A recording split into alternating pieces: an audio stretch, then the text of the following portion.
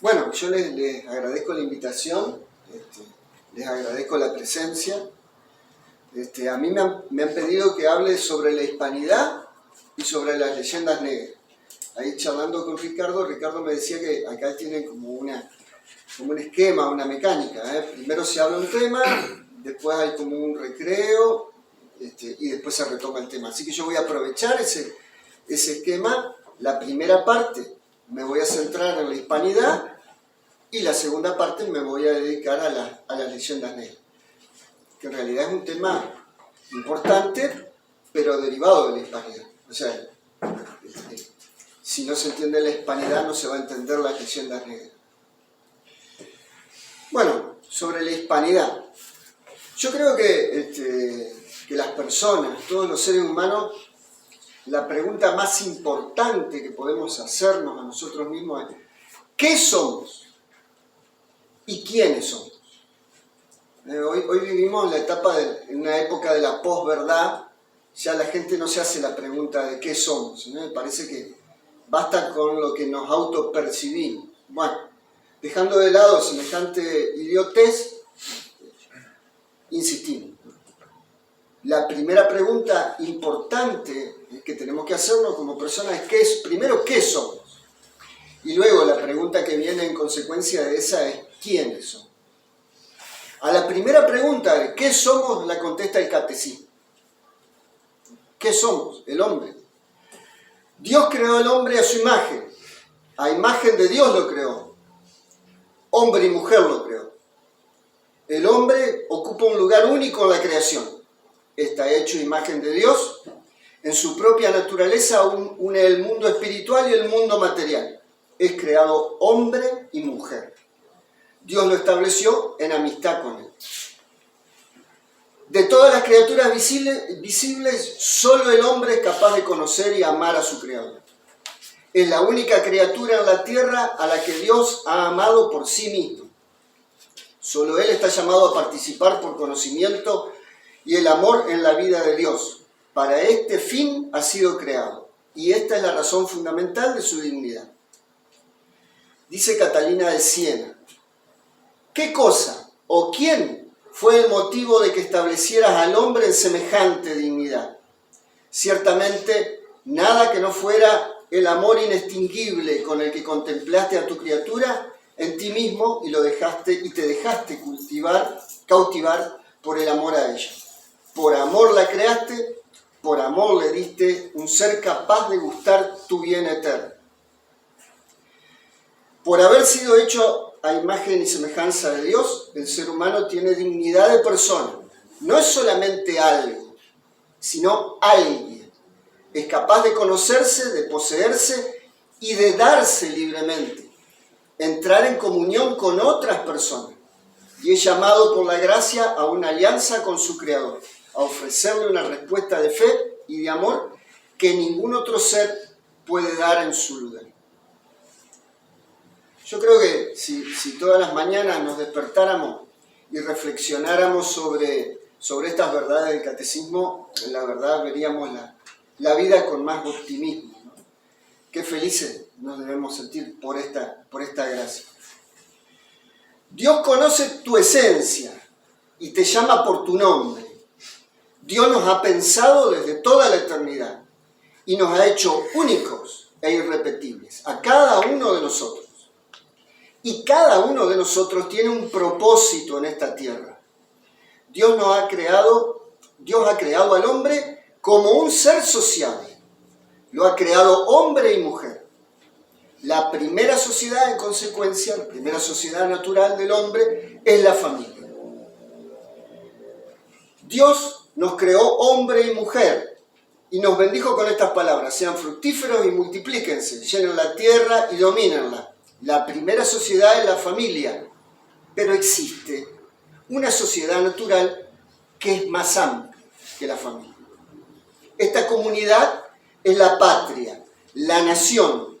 Tenemos, por lo tanto, una identidad individual, pero también tenemos una identidad colectiva. Bueno, ¿y qué es la nación? Gustavo Bueno, que es un pensador español, que no es católico, dice con gran acierto: la nación es una unidad moral entre un considerable número de personas que resulta de una comunidad de raza, de cultura, de lengua, de tradiciones históricas y, lo que es mucho más importante, de una fe común, de una fe fundante. Hoy en día, sobre todo con la modernidad, se tiende a confundir el concepto de nación con el concepto de Estado. Pero el Estado es un concepto jurídico. ¿Qué es el Estado? Es una comunidad de personas que se dan a sí mismas una serie de leyes. Crean y se someten a una forma de gobierno que puede establecerse en una constitución. Bueno, este es un concepto que es muy querido por los leguleyos, ¿no? por los abogados, sobre todo por los abogados constitucionalistas, por los ideólogos. Pero lo cierto es que un Estado una nación es algo mucho más profundo que un Estado. Una nación es algo mucho más profundo que un Estado y mucho más importante y trascendente que un Estado. Un Estado es en todo caso un instrumento, es un medio de organización de una nación. Una nación en general se asienta en un territorio, y de ahí la noción de patria, tierra de nuestros padres. Pero ni un Estado ni un territorio son elementos esenciales para que exista una nación.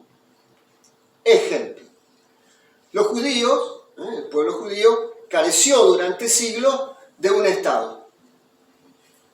El emperador Tito en el año 70 destruyó Jerusalén y los judíos volvieron a tener un Estado recién en 1948. Pasaron casi 2000 años sin Estado y los judíos siguieron siendo una nación.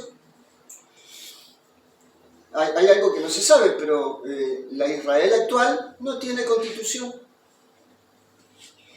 La nación alemana, otro ejemplo, durante muchos siglos estuvo dividida en muchos reinos que ocupaban distintos territorios. Esos reinos se originaron con el desmembramiento del Sacro Imperio Romano Germánico con la Reforma.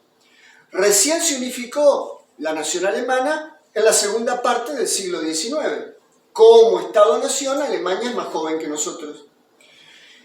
Y durante prácticamente la mitad del siglo XX, esa nación estuvo dividida en dos estados además que eran ideológicamente enemigos, y siguieron siendo una nación. Otro ejemplo: la nación polaca perdió su estado y su territorio 4 veces en su historia, y siguió siendo una nación. Se puede hablar de una nación árabe que se extiende desde la península arábiga hasta Marruecos. Y esa nación además está dividida en múltiples estados. Algunos de esos estados a su vez están enfrentados unos con otros. Por ejemplo, Marruecos y Argelia hoy se encuentran enfrentados como estados, pero forman parte de una nación que les precede, que es la nación árabe. Nuestra patria argentina es un estado-nación que forma parte de una comunidad más grande, que es la hispanidad. La hispanidad es nuestra patria grande. Nosotros tenemos un Estado-nación, que es la Argentina, pero además somos hijos de una nación que nos precede y que nos da nuestro origen, que es España. Y además formamos parte con otros estados, nación, hermanos, también hispanos, de una nación más grande, de una patria grande. Y así como una persona tiene una identidad y cada persona fue creada por Dios con un propósito, también tenemos una identidad colectiva que es nuestra patria, nuestra nación. Nuestra nación, en definitiva, es la hispanidad. Pero ahora falta definir qué es la hispanidad en sentido estricto. José Antonio Primo de Rivera tiene una definición sobre lo que es la hispanidad que a mí me gusta mucho, y yo siempre insisto en ella, así que la van a tener que aguantar. Dice José Antonio: soy de los que creen que la justificación de España está en una cosa distinta. Que España no se justifica por tener una raza, ni por tener una lengua, ni por tener un acervo de costumbres, sino que España se justifica por una vocación imperial, para unir razas, para unir pueblos y para unir costumbres en un destino universal. Que España es mucho más que una raza y mucho más que una lengua. Porque esa unidad es una unidad de destino en lo universal. Esa unidad de destino en lo universal es la evangelización. Magnífica frase, porque aquí están todos los elementos que componen una nación, de los que hablábamos antes.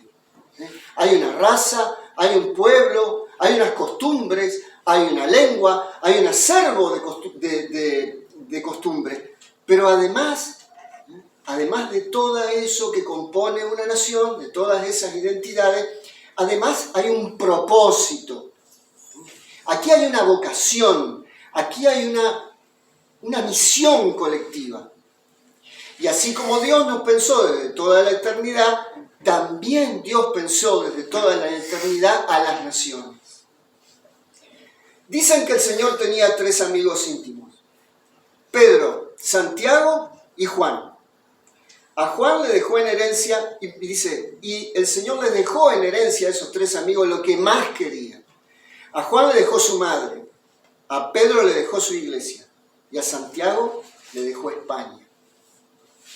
Santiago, el mayor, el Santiago Zebedeo, hermano de Juan, hijo de Zebedeo y Salomé. Imaginemos el año 33, Nuestro Señor Jesucristo, ya resucitado, se encuentra con los discípulos y le da la gran misión: ir por el mundo a ser discípulos, y bautizar las naciones en el nombre del Padre, del Hijo y del Espíritu Santo, y mandándole a guardar todo lo que yo les he enseñado. Y he aquí que yo estaré con vosotros hasta el fin de los tiempos. Y y Santiago toma esa misión, y cruza todo el mundo conocido. Imagínense, desde Judea, desde la provincia romana de Palestina hasta la provincia romana de España, de un lado a otro del extremo del mundo conocido. Tiene que haber sido ya una hazaña llegar. Imaginémonos a Santiago llegando a España, cruzando el estrecho de Gibraltar, las columnas de los pilares de Hércules, como se llamaba en ese momento. Año 33, 34, la primera evangelización, el primer intento de evangelización de Juan es muy difícil, es muy duro, son duros los corazones. Y en el año 40, en España, se da la primera aparición de la Virgen del Pilar, el 2 de enero de 1940. La Virgen estaba viva todavía. La primera aparición de la Virgen que registra la historia de la Iglesia. Esto ya nos está diciendo que España tiene una vocación particular. Esa ciudad se llamaba en aquel entonces Cesarea Augusta, ahora se llama Zaragoza. La primera aparición de la Virgen. Y cambia la situación. Comienza la evangelización. Santiago muere en el año 44, en Jerusalén. Santiago vuelve a Jerusalén, es muerto durante el reinado de Herodes Agripa. Más tarde 2 de sus discípulos lo vuelven a llevar a España. Hoy está enterrado debajo de la Catedral de Santiago de Compostela. Y España, la provincia de España, provincia del Imperio Romano, se evangeliza. Y en un proceso de 4 siglos, todo el Imperio Romano se evangeliza. Todo el Imperio Romano es el imperio enorme, que parecía que iba a durar eternamente, absolutamente poderoso, se evangeliza. Una misión realmente imposible para 12 hombres, si no existiera la gracia, si no existiera la providencia. Después que me digan los historiadores que son positivistas que la gracia y la providencia de Dios no actúan en la historia. Imposible. Pero el Imperio Romano se evangeliza en 4 siglos. En el año 399, el emperador Teodosio, que ya había tomado la religión cristiana, declara al cristianismo religión oficial del imperio. Y ya entramos en el siglo V, la parte final del Imperio Romano. El Imperio Romano va a durar hasta el año 476. el Imperio Romano se derrumba, las provincias del Imperio Romano son ocupadas por los pueblos bárbaros, que providencialmente también se cristianizan. A la provincia romana de Hispania llegan los visigodos.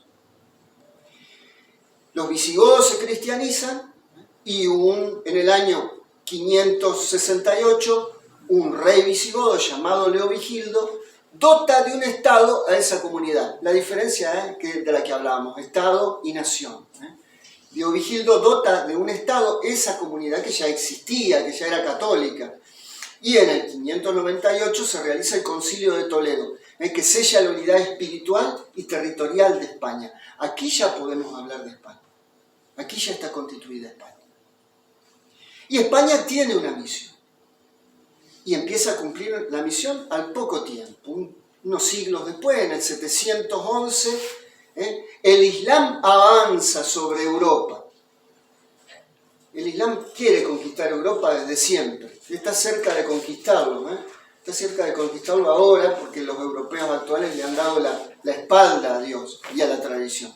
Pero en esa época no. El Islam no conquista Europa porque se topa con España. Se topa con España y hay una lucha de 8 siglos, entre el 711 a 1492. 781 años en donde se enfrenta el Islam con la cristiandad. Hay que ponerlo en perspectiva, ¿no? Se dice fácil, 781 años. Pero hay que tener convicciones para estar en una lucha más de 7 siglos, casi 8 siglos. Imaginen ustedes la cantidad de generaciones que han pasado en 8 siglos. Y finalmente, en 1492, España logra expulsar a los musulmanes de Europa, expulsarlos de la península. Un año extraordinario, un año providencial en la historia universal. 1492, los españoles expulsan al último rey moro, el rey de Granada, Boabdil, y se recupera toda la península, el cristianismo recupera toda la península. Y además, en ese mismo año, España se reunifica. Los dos reinados españoles más importantes, Castilla y Aragón, se unifican por el casamiento de Fernando e Isabel.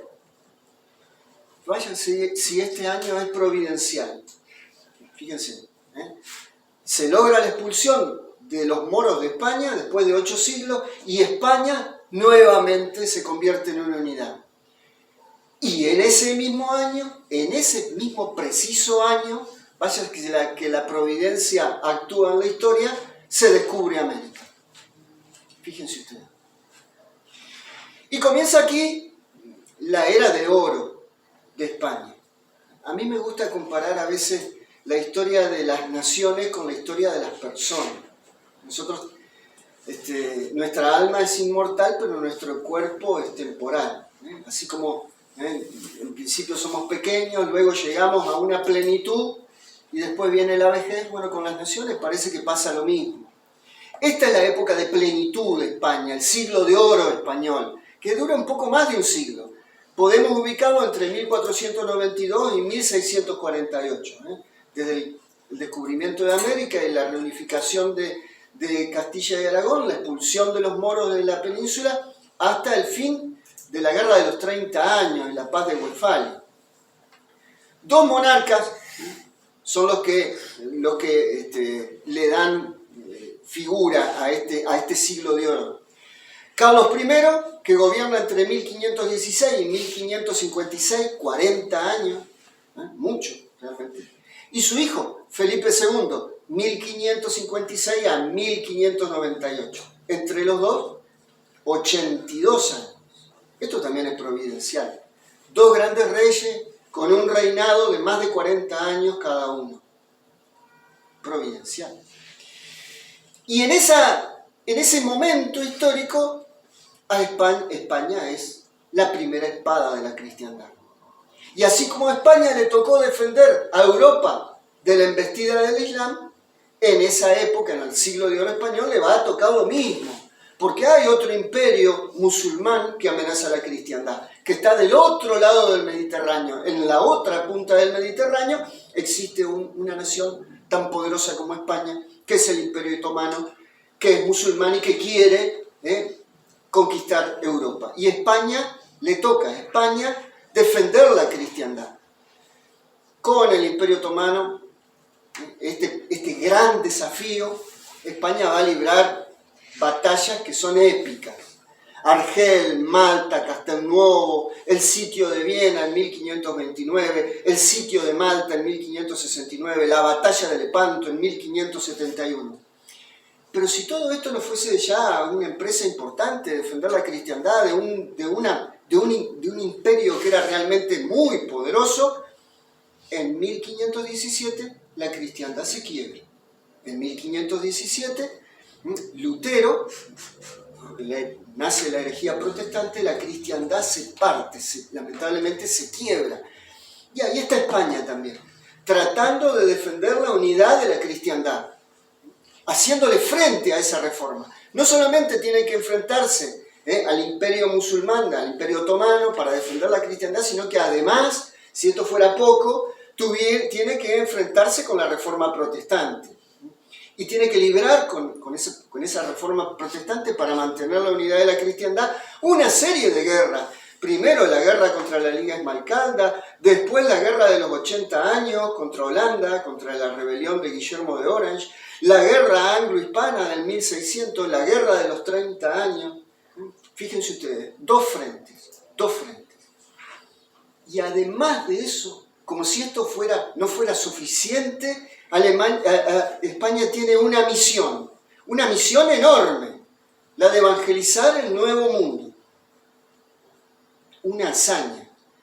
Cada uno de estos desafíos son en sí mismos tan importantes que hubiesen agotado absolutamente todas las energías de cualquier nación. Pero España no es cualquier nación.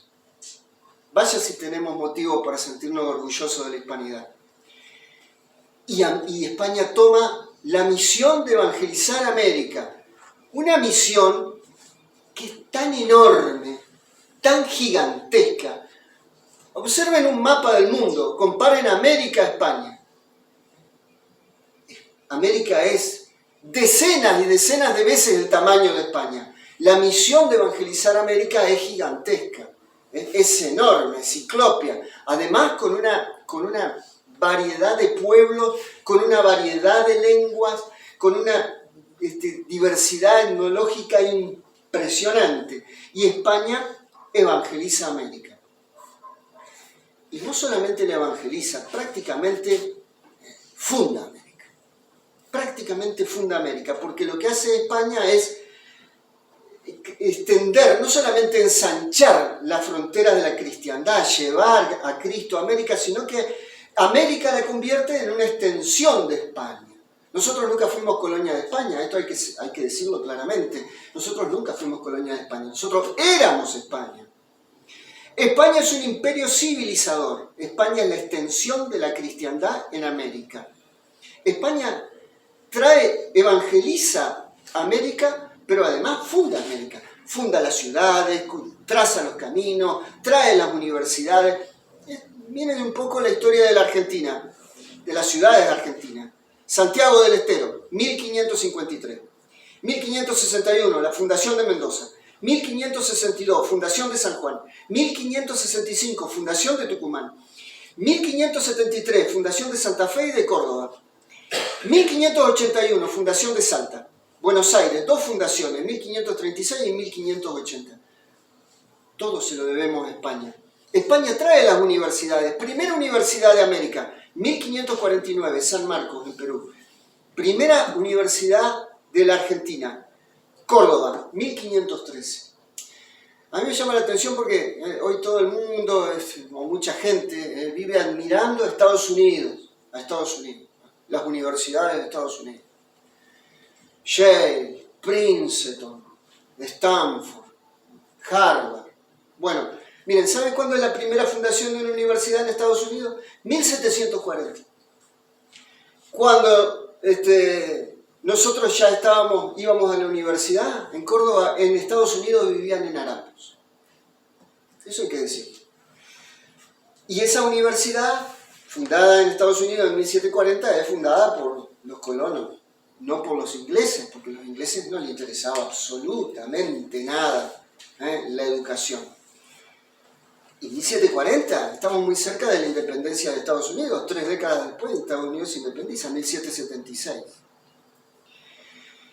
La conquista de España en América es una empresa misionera y asimiladora.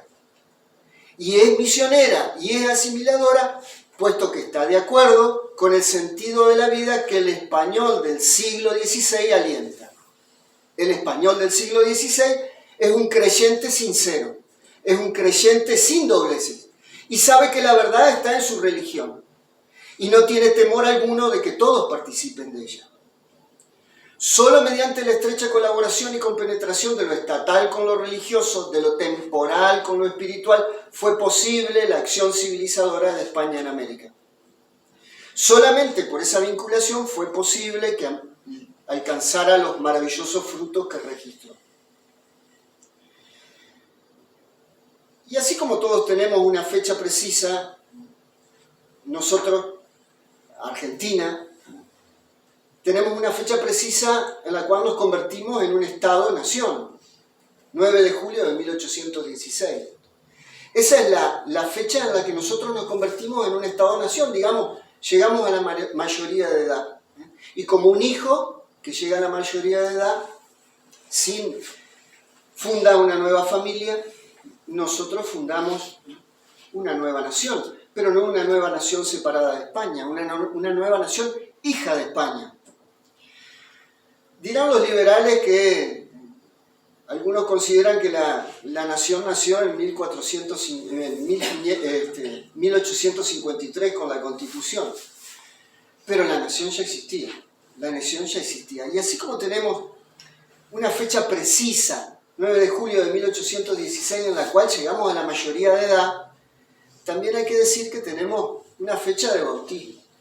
Es poco conocida, pero si el 9 de julio de 1816 es la fecha en que nos convertimos en mayores de edad, también tenemos una fecha precisa de nuestro bautismo. Esa manera, ese paralelo de comparar la vida de una nación con la vida de una persona. El nacimiento de la nación argentina también tiene una fecha precisa, como bautismo.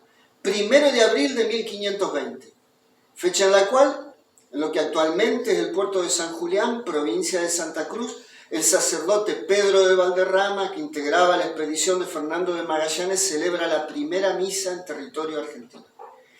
Porque como ya dijimos antes, lo que identifica a una nación no solamente es su raza, sus costumbres, su idioma, sino que lo que fundamentalmente identifica a una nación es su fe fundante.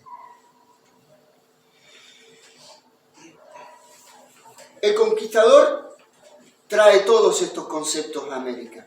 Solo un Estado teocrático pudo realizar el fenómeno de asimilación extraordinario que registra la conquista del Nuevo Mundo, hecho sin igual en ninguna otra parte del mundo. No hay ningún otro pueblo que pueda ofrecer algo semejante como saldo de sus andanzas exteriores. Si nosotros comparamos la hispanidad con la anglósfera, por ejemplo, ¿sí? Sin duda España tiene una vocación imperial como imperio civilizador. Inglaterra también tiene una vocación imperial, más bien una vocación imperialista, diferente a la nuestra, esencialmente diferente a la nuestra. Pero como ocurre con la historia humana, a este periodo de gloria, el siglo de oro español, le seguirá una etapa de decadencia. Así como en la vida humana nuestra, nosotros tenemos mortal, pero nuestro cuerpo es temporal, y tenemos un comienzo, llegamos a una plenitud y después tenemos una vejez. Bueno, esa etapa gloriosa de España, del siglo de oro español, le sigue lamentablemente una etapa de decadencia. A comienzos del siglo XVIII será una bisagra. El último de los Austria, que se llama Carlos II, morirá, y morirá sin un heredero. Y esto genera una crisis sucesoria y una guerra civil en España que dura entre 1701 y 1713, que se conoce como la Guerra de Sucesión de España, y en la que surgirá una nueva casa gobernante, la Casa de los Borbones. Esta España de los Borbones, esta España borbónica ya no será la España del descubrimiento y la evangelización. Los Borbones de origen francés tomarán las ideas modernas, las ideas de la modernidad, del despotismo ilustrado, precursora del liberalismo. Será la España de Felipe V, será la España de Carlos III, será la España de la expulsión de los jesuitas de 1767, la España de los reyes felones, Carlos IV, Fernando VII, los que entregaron España a los franceses, los que entregaron España a Napoleón. Será bajo el reinado de los Borbones bajo el reinado de los Borbones, cuando las provincias americanas comienzan a ser consideradas colonias. Nuestra patria argentina, nuestra nación argentina, es hija de esa España católica y misionera, la de los hombres que celebraron la primera misa en 1520, en aquel paraje inhóspito de la provincia de Santa Cruz.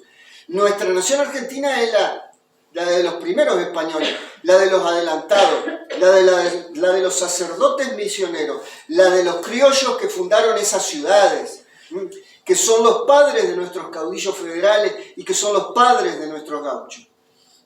El apogeo de la cristiandad duró hasta principios del siglo XVII. En la Argentina duró un poco más. Podemos decir hasta el Martín Fierro. Pero no ha muerto. Todavía está vigente. ¿Y dónde estamos parados hoy? Cabría preguntarnos, ¿dónde estamos parados hoy? El mundo actual busca imponernos una ideología que tiene diferentes nombres. Nuevo orden mundial, el gran reseteo, el mundo de la globalización. Una nueva ideología de pretensión universal. No hay que tenerle miedo, ya ha habido varias ideologías de pretensiones universales. Y esta nueva ideología no nos quiere ni individual ni colectivamente. No quiere nuestra identidad. En lo individual busca resetearnos, busca reformatearnos. Se llama, busca, ¿cómo es el término que utilizan? Bueno, no me va a salir. Reconfigurarnos, no.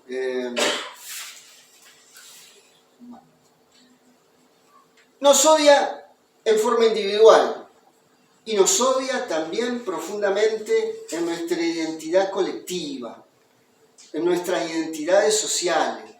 Odia a la familia y busca destruirla.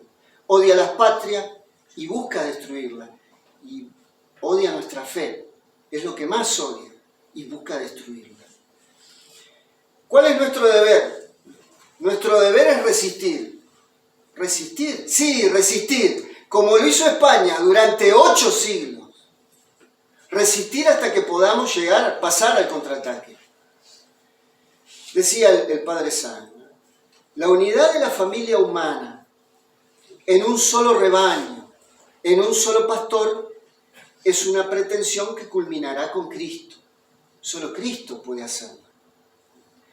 La unión del mundo por una ideología, por una economía, por la política, al margen y aún en contra de la ley de Dios, de concretarse, será solo la efímera hazaña del anticristo.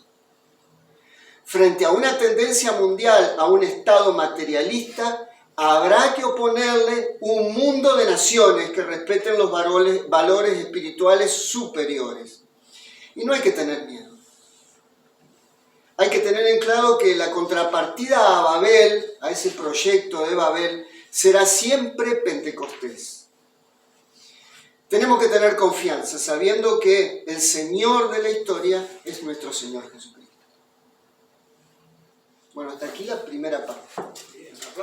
Ya hablamos de la hispanidad, que es lo más importante. Ahora hablamos de las leyendas negras, que es lo menos importante. Bueno, las leyendas negras existen porque existe la hispanidad. Si tuviéramos que definir qué es la leyenda negra, ¿cómo la definiría?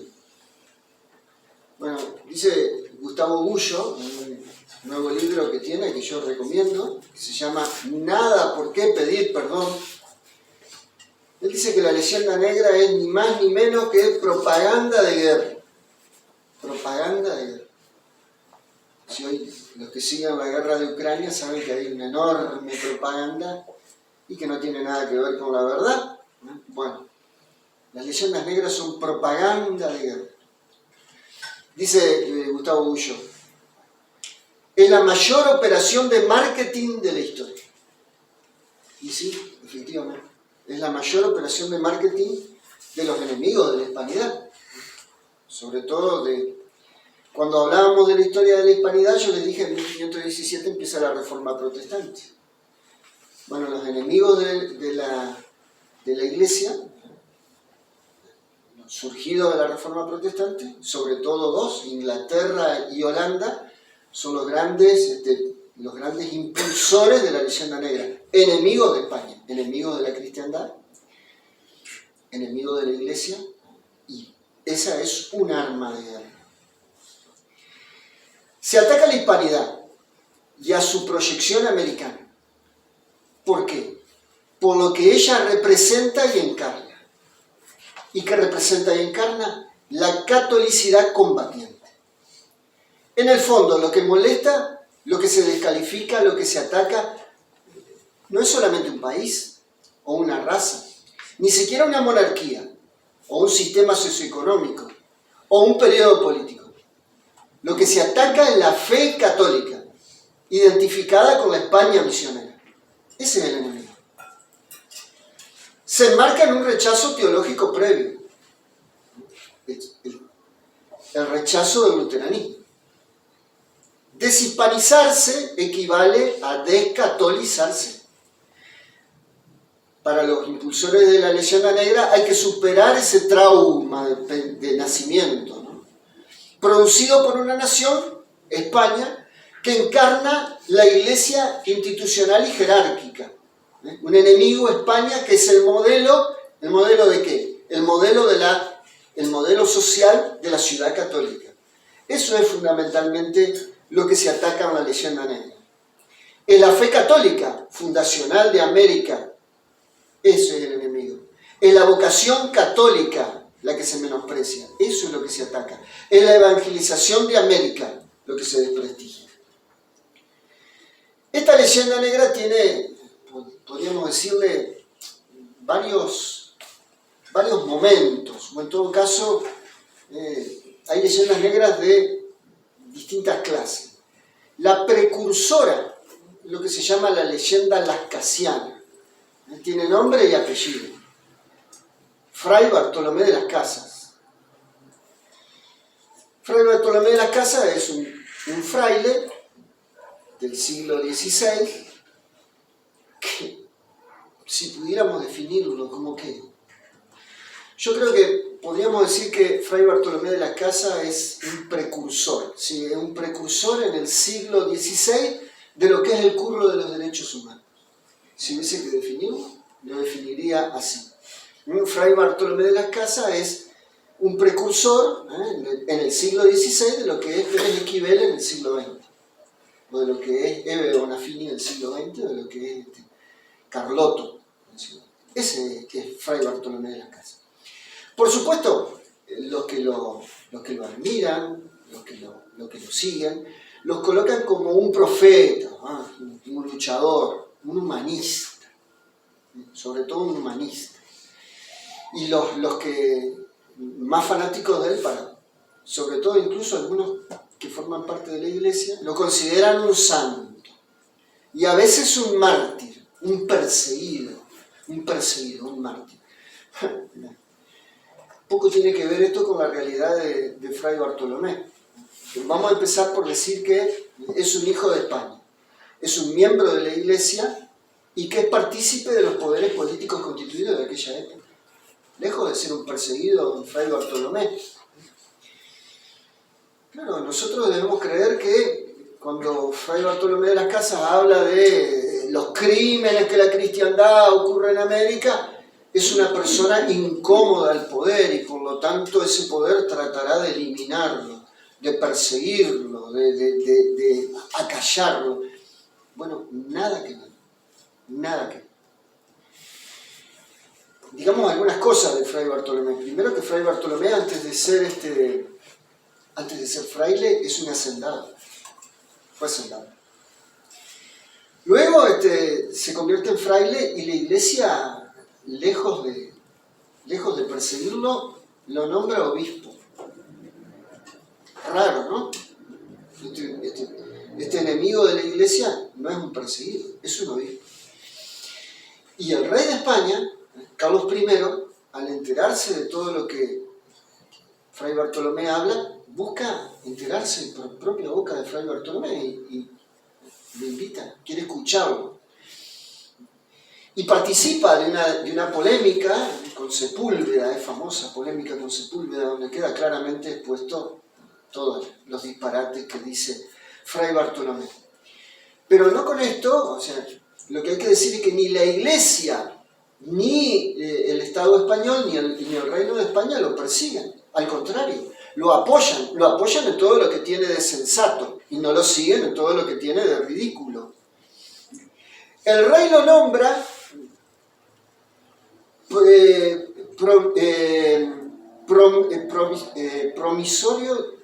lo nombra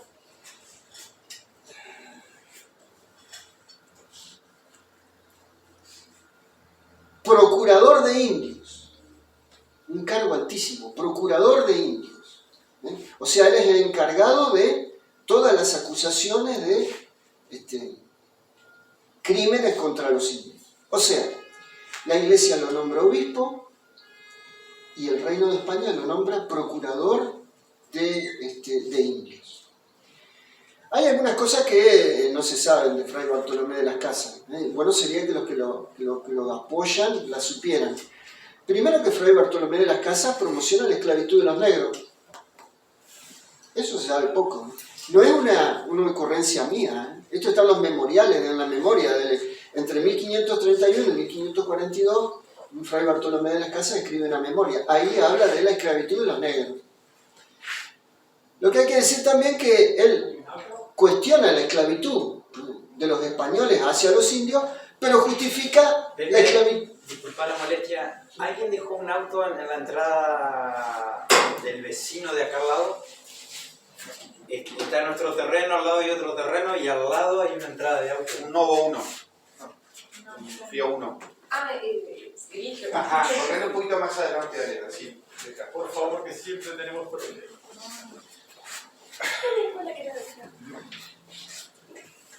Bueno, les decía Fray Bartolomé de las Casas, lejos de ser un perseguido, la Iglesia lo nombra obispo, la corona lo nombra procurador de indios, y él, claro, critica la esclavitud que los españoles supuestamente ejercían sobre los indios, pero justifica la esclavitud que los indios precolombinos hacían sobre los propios indios. Nosotros sabemos que es un hecho histórico que tanto los aztecas como los incas tenían esclavos. Bueno, Fray Bartolomé de las Casas a esto no lo discute. Mucho se habla del amor de Fray Bartolomé de las Casas a los indios, pero claro, ese amor de Fray Bartolomé de las Casas con respecto a los indios se da en cuanto a que él está todo el tiempo hablando de los crímenes contra los indios, pero no se ve en la catequesis, no se ve en el confesionario. Fray Bartolomé de las Casas, lejos de asistir a hospitales, a hospicios, a asilios, no le importa nada organizar los pueblos indígenas, no le interesa dirigir las labranzas ni los talleres, no le interesa enseñar la gramática, en nada de esto se destaca Fray Bartolomé de las Casas. No se caracteriza tanto por el amor a los indios, sino por el odio a los españoles. Su obra se llama Brevísima relación de la destrucción de las Indias. no resiste el menor análisis histórico. Fray Bartolomé habla de, primero, 14 millones de víctimas, luego 16 millones de víctimas, luego de 24 millones de víctimas, va pasando, bueno, España tendría que haber eliminado toda la población de Mesoamérica varias veces para llegar a los parámetros que decía Fray Bartolomé de las Casas. Un disparate total. Pero ese libelo de Fray Bartolomé de las Casas sirve a los enemigos de España. Y los enemigos de España carecen de cualquier escrúpulo, de cualquier límite. No hay nada objetivo en esto. Su objetivo es la difamación. Y esta difamación la ejerce la fuerza combinada del protestantismo y la masonería. Holanda, Inglaterra, también Francia, también los estados alemanes protestantes. Aprovechan los escritos de Fray Bartolomé de las Casas y elaboran una dialéctica. Todavía no podemos hablar de la dialéctica marxista, pero acá también hay una cierta dialéctica. Por un lado, el buen salvaje, ese buen salvaje del rusoniano, y por el otro lado, el malo civilizado. Por un lado, el buen salvaje contra el malo civilizado. El primitivo idealizado, como si ese indio americano fuera prácticamente un angelito, directamente se ignora los sacrificios rituales de los aztecas que costaban miles y miles de personas. Es un primitivo idealizado, un buen salvaje, contra el europeo bárbaro. Sobre todo, más allá del europeo, es necesario el toque anticlerical. La moral del progreso, fundada sobre el relativismo cultural, y la supresión de los dogmas, la convicción de las jerarquías católicas, religiosas y civiles, que son necesariamente oscurantistas, represoras. El criterio general es que todo lo relacionado con la primacía de la fe católica sobre el orden temporal debe considerarse un prejuicio para la dignidad humana y para las libertades individuales y sociales. Esta es la leyenda negra liberal, y podemos decir que esta leyenda negra liberal tiene ciertas etapas también. Esta es la original, la de Holanda, la de Inglaterra, pero esta leyenda liberal se recrea, la recreamos nosotros incluso. El liberalismo del siglo XVII y XVIII, XVIII y XIX la toma. ¿Cómo la toma? La agita como bandera antiespañola, con intenciones independentistas, al mejor estilo del iluminismo. Tal independencia implica necesariamente el desarraigo de toda tradición hispano-católica. Y acá hay otro esquema. El español representa el atraso y la postración. El extranjero, las ideas políticas francesas, las ideas económicas inglesas, garantizan el desarrollo y el crecimiento. Y el autóctono hace el papel de buen salvaje, maltratado por la hispanidad. Ese es el esquema. Su liberación vendrá bajo el protectorado benévolo de las naciones del norte. Esas son las ideas de Moreno, las ideas de Castelli, las ideas de Rivadavia. Y después hay otra nueva etapa de la leyenda negra antiespañola liberal, que es la segunda mitad del siglo XX. Se incorpora un matiz diferente. La barbarie sigue siendo España. La civilización, el mundo anglosajón. Pero ahora los indios, ese buen salvaje, caen en desgracia. Los indios caen en descrédito y pasan a formar parte de la barbarie. Ahora hay que liberarse de toda la chusma indígena, de la turba criollada, de gauchos, mestizos, aborígenes y mulatos y otras especies locales. Ahora ya no se trata más de buen salvaje. Hay que liberarse, para liberarse hay que negar toda autoctonía local. Cambiar nuestras gentes, como decía Alberdi, nuestras gentes que son incapaces de la libertad, por otras más hábiles para ella, procedentes de urbes civilizadas. Sarmiento va a ir más lejos todavía. Va a proponer directamente el exterminio indígena y el exterminio del gaucho. Alberdi habla claramente, dice: ¿con quién casaría usted a su hija? ¿Con un zapatero inglés o con un infazón de la Araucanía? Ahora los indígenas no. ese buen salvaje ahora cayó en desgracia. Y bueno, Sarmiento ni qué hablar. Sarmiento le propone liquidar toda esta chusma. Y aquí podemos hacer dos paralelos. ¿Se acuerdan cuando hablábamos en la primera parte del reinado de los Borbones? ¿No? Esa España que ha abandonado su sentido misional, que ha convertido esa España misional que evangelizó América a una América en la cual España usufructúa de América como una vulgar factoría. Bueno, lo mismo pasa en esta leyenda negra. En nuestra historia independiente, cuando gobernaron los hombres forjados a la española, la política indígena fue de integración y asimilación. Gauchos, negros, mestizos formaban parte de un todo. San Martín los llama paisanos. Güemes los protege como a hijos. Rosas tuvo con ellos la misma actitud evangelizadora y civilizadora de sus ancestros españoles. En cambio, cuando ejercieron el poder aquellos que representan la ilustración liberal, Sarmiento, Avellaneda, la política aborigen fue de desprecio, persecución y muerte. Bastaría comparar la primera campaña en desierto con la segunda. Bastaría comparar a Hernán Arias con Sarmiento. Y hay una tercera leyenda negra, la leyenda negra marxista, que no es ni más ni menos que un refrito, una reedición de las dos anteriores. En los años 60 y 70, tomando todos los elementos anteriores, la izquierda reedita la leyenda negra, pero con otro objetivo. Su fin es la movilización de los resentimientos, la agitación revolucionaria permanente. De ahí su tono insurreccional de sus libelos. Hay una total ausencia de seriedad académica, ¿no? Es un refrito de todo lo anterior. Parece llamativo, pero la izquierda que critica al imperialismo, opresor, toma del imperialismo opresor anglosajón y holandés todos los argumentos para la leyenda negra. No le interesa a los autores hablar de la imposibilidad de imperialismo en 1492. Se busca sensibilizar las emociones, las masas explotadas. Acá la dialéctica es las masas explotadas contra los explotadores, ¿no? Toman los argumentos de la leyenda negra inglesa y holandesa. Urge repudiar todo militarismo y liberarse de la superestructura ideológica asimilada a la fe religiosa que proporciona la justificación teórica.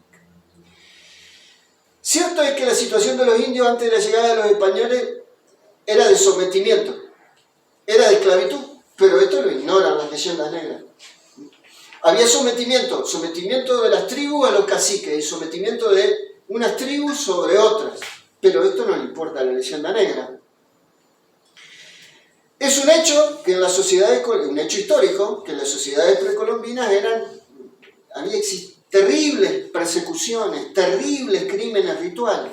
Y es otro hecho histórico que la esclavitud de los indios por los caciques y la esclavitud de los indios por los españoles fue prohibida por la España católica, por ley, y castigada en consecuencia.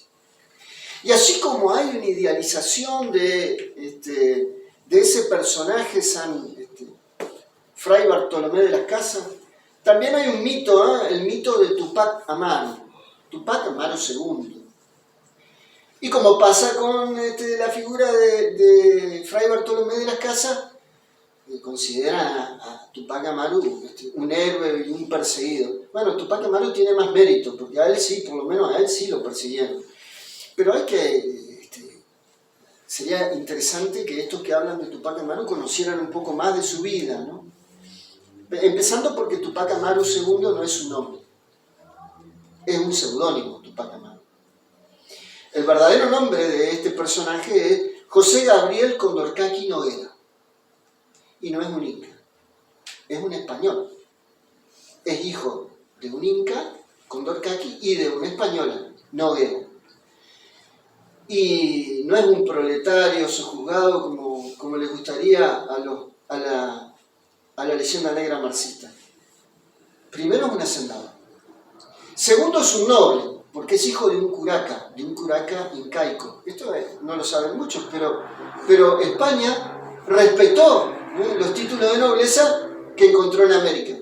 Así que José Gabriel Condorcaqui Noguera, alias Tupac Amaru II, es un hacendado y un noble. Y además hay que ubicarlo en la historia. José Manuel Condorcaqui Noguera, su rebelión es de 1780. O sea, no es un hombre del siglo XVI, es un hombre del siglo XVIII.